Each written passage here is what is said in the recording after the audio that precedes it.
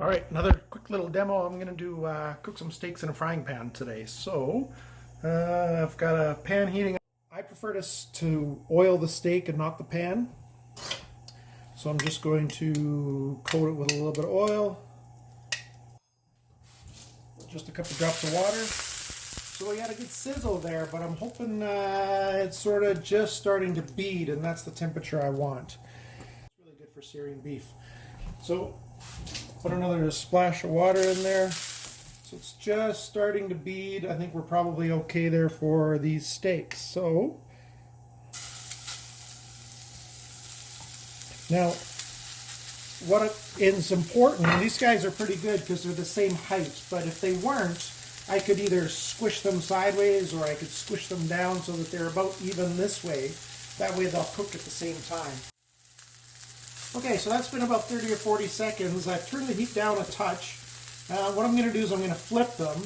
And what I don't want to do is flip them onto the same spot because this part of the pan here is hotter than where the steak is. And I want that heat again. So I'm going to flip onto an empty spot. And I've got some nice dark brown there. Steaks like beef needs a nice dark sear, right? That Maillard reaction is really important with beef. What I'm not going to do is sear the sides because what we want is to cook from the top and the bottom until we get that medium rare middle. And if we cook the sides, then we're going to be reducing the amount of medium rare there is in general. So we definitely don't want to sear the sides. So we're nice and brown there. So I'm going to turn the heat quite a bit down, and now I'm going to add some butter. Classic way to cook a steak. If I had some rosemary and thyme, I would throw it in there, but I don't. But I do have some sage, so I'll use that. And then now the idea with the butter is if I ladle it over top here, then the heat from the butter is going to cook from the top down, and the heat from the pan is going to cook from the bottom up. So I'm basically just going to keep going like that.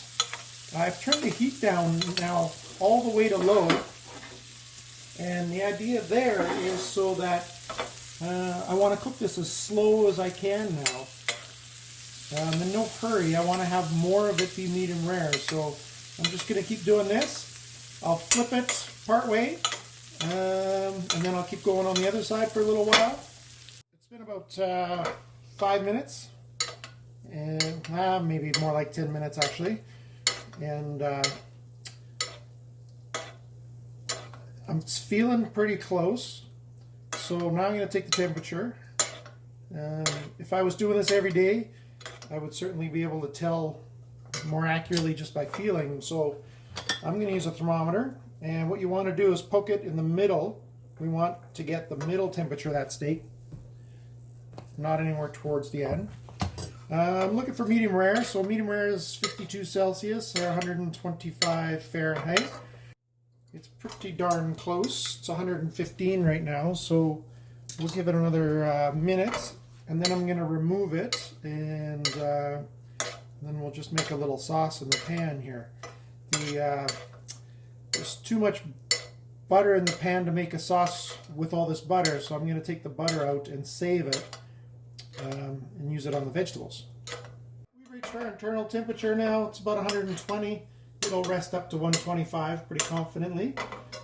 And so I'm going to take them, put them onto a clean plate, and I'm going to pour the butter into a dish. I'll use that for my asparagus. I'll leave a little bit in there. Turn the heat back up a bit. Here's some shallots.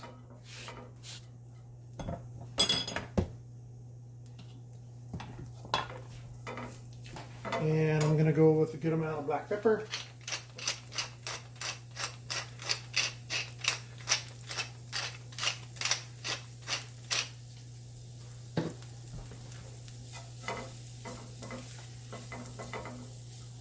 Got a nice roasty potato here. made that just basically potato, salt, pepper, and then squeeze the liquid out of it, put it into a hot pan, and then just sort of keep pressing it down to form a nice crust, and then flip it, and then continue on the other side until it's cooked all the way through. Alright, shallots are almost soft. You could deglaze this now with wine or brandy. I don't have a wine open right now, but I do have some bourbon, so that's what I'm going to use. So I didn't get the flame last time, so I'm going to do it this time.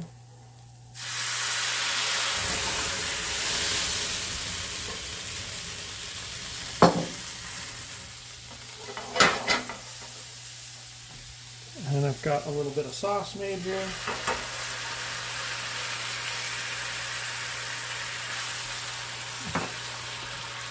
And I thought just for fun I'd just add a touch of cream to it. So bourbon and cream, lovely.